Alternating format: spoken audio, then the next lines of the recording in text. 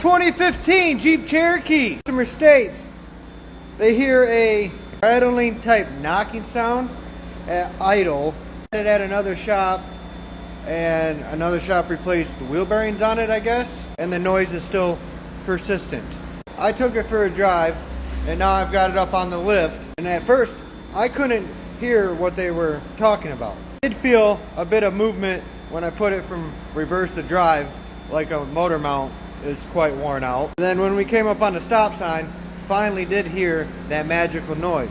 So now as we walk up under here, I start smacking stuff, and you can see right here, this flex pipe's just kind of moving, but if I take and hit this, listen, you'll hear it.